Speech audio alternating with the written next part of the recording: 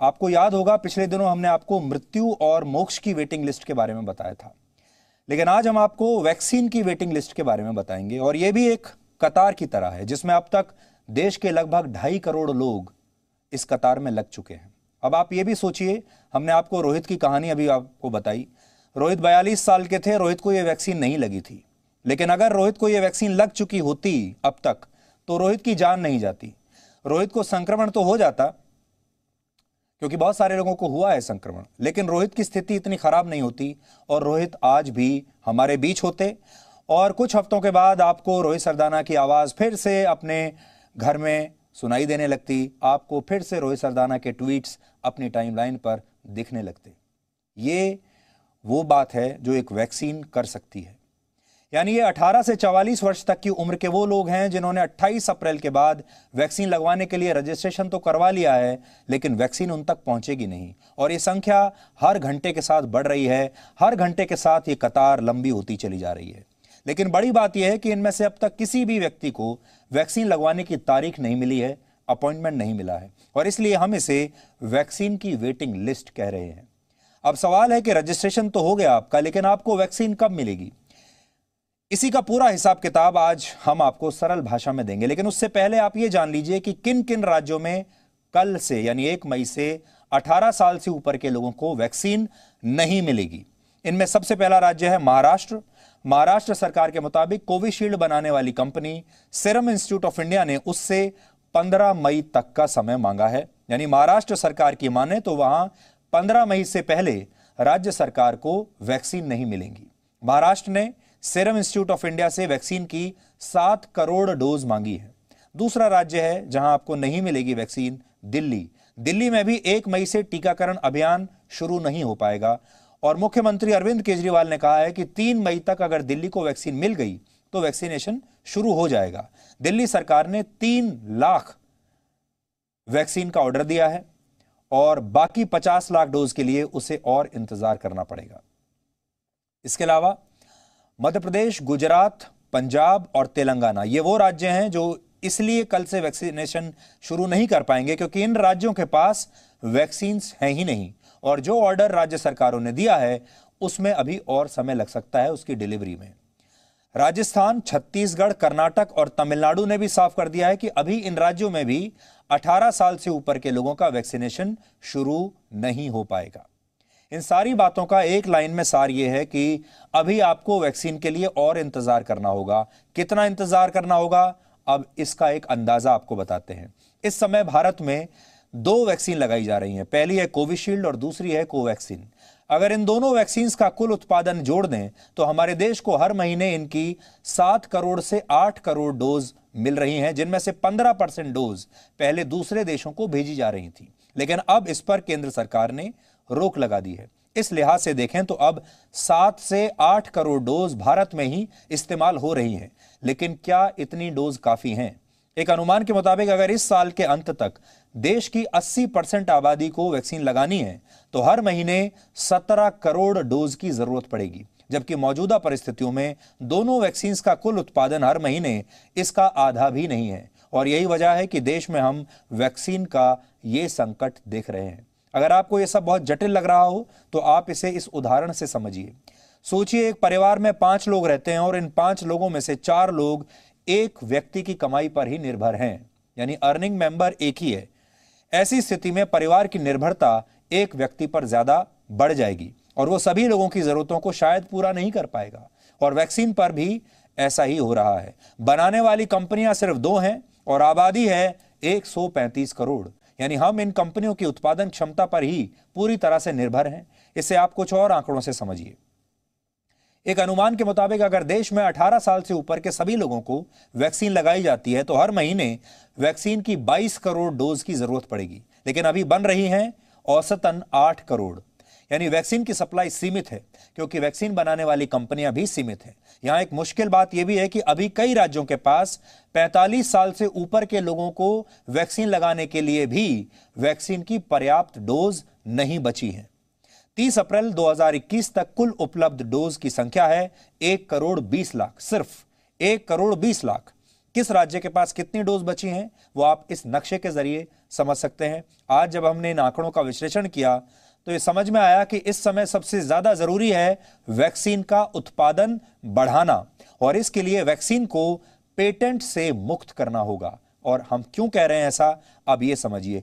Patent से मुक्त किए बिना काम चलने वाला नहीं है। पेटेंट एक तरह का कानूनी अधिकार होता है जो किसी संस्था, किसी व्यक्ति, किसी प्रोडक्ट, किसी डिजाइन या खोज या किसी सर्विस पर उस कंपनी को या व्यक्ति को एकाधिकार देता है। यानी अगर किसी कंपनी ने कोई प्रोडक्ट बनाया है और उस प्रोडक्ट का पेटेंट उसके पास है तो कोई दूसरी कंपनी उस प्रोडक्ट की नकल नहीं कर पाएगी।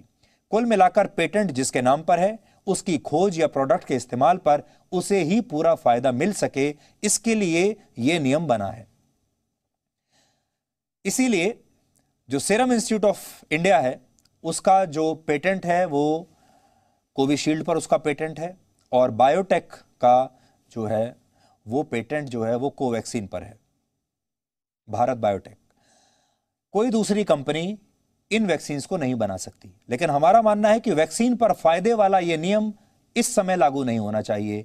जब इतनी क्राइसिस की सिचुएशन है तो ऐसे में फायदे के बारे में नहीं सोचना चाहिए, इसके लिए अलग व्यवस्था होनी चाहिए, और भारत इस दिशा में कोशिश कर भी रहा है।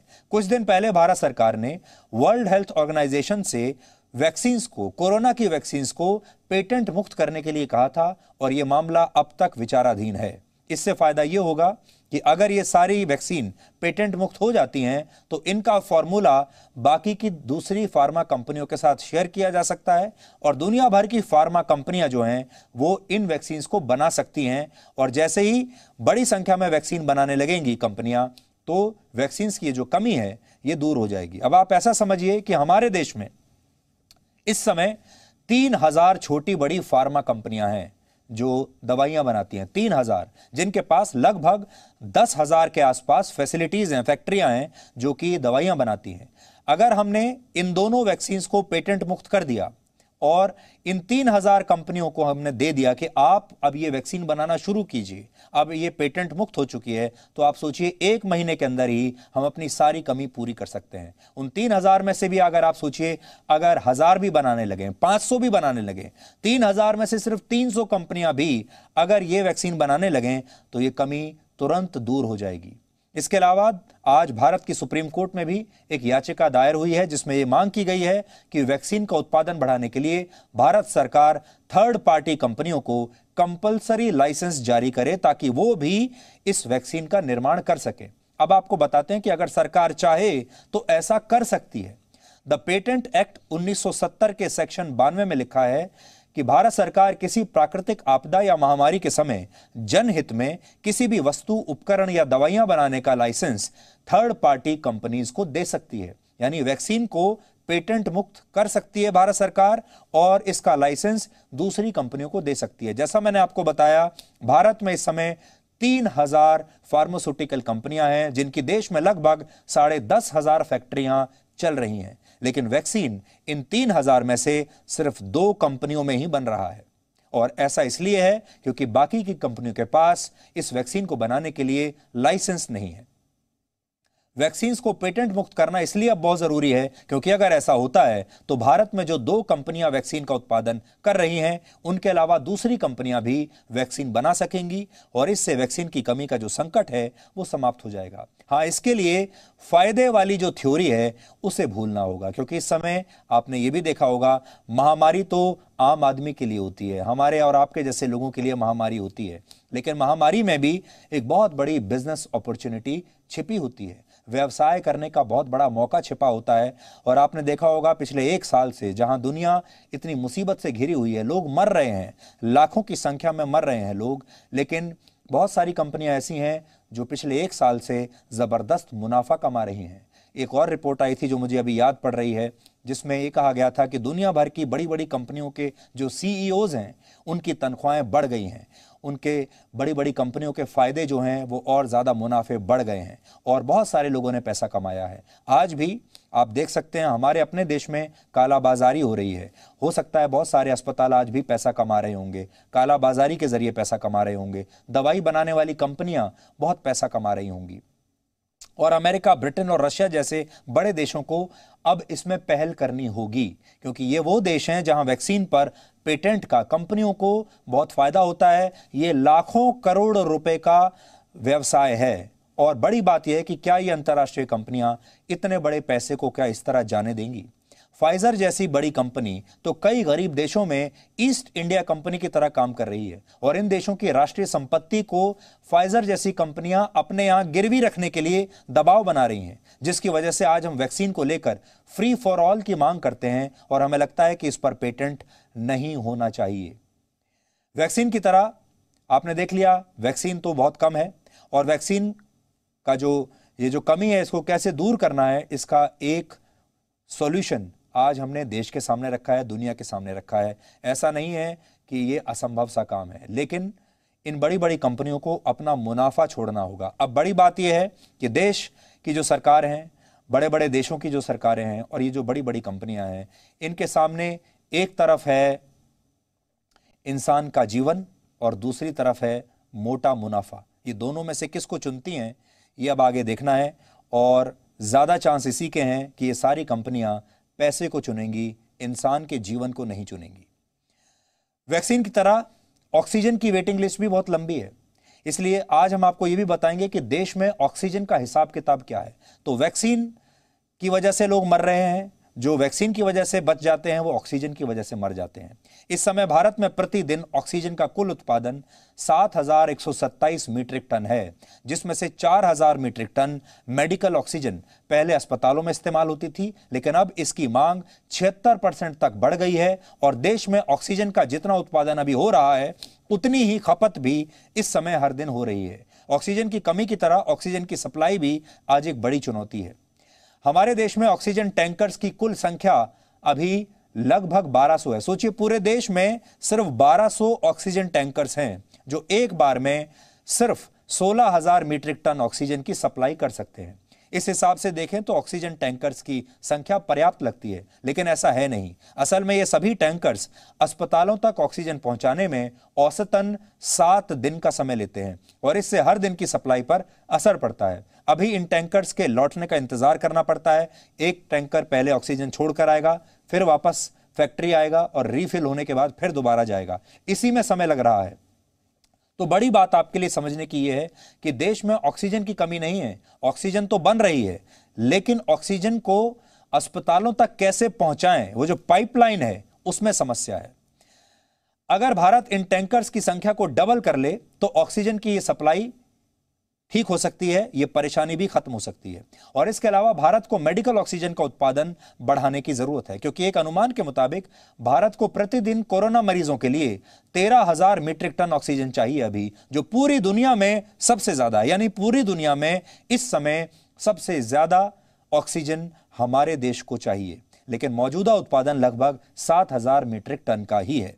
इस समय हमारा देश वैक्सीन और ऑक्सीजन के अलावा अस्पतालों में बेड्स की कमी के संकट से भी गुजर रहा है, इसलिए अब इसके बारे में भी जानिए। ये जानकारियां बहुत महत्वपूर्ण है, इसलिए ध्यान से सुनिएगा। अभी भारत में हर दिन कोरोना वायरस से 3 लाख से ज्यादा मरीज संक्रमित हो रहे हैं, और बहुत जल्द यह आंकड़ा 1 या 2 दिन में 4 लाख के आसपास पहुंच जाएगा। अगर एक मरीज पर कम से कम 5, लेकिन एक अनुमान के मुताबिक हर एक मरीज पर कम से कम 5 मरीज ऐसे हैं जो संक्रमित तो हैं, लेकिन उन्होंने अपना टेस्ट नहीं कराया है। इस हिसाब से देखें तो अनुमान यह है कि भारत में हर दिन 15 लाख लोग संक्रमण का शिकार हो रहे हैं। अब अगर यह मान लें कि इनमें से 5% मरीजों को अस्पतालों में आईसीयू बेड्स की जरूरत है, तो यह संख्या हो जाएगी 75,000। एक मरीज औसतन 10 दिन से 14 दिन तक आईसीयू बेड पर रहता है, और अस्पतालों में बेड्स का संकट यहीं से शुरू होता है। वो ऐसे कि इस समय देश में 75,000 से 95,000 आईसीयू बेड्स ही मौजूद हैं।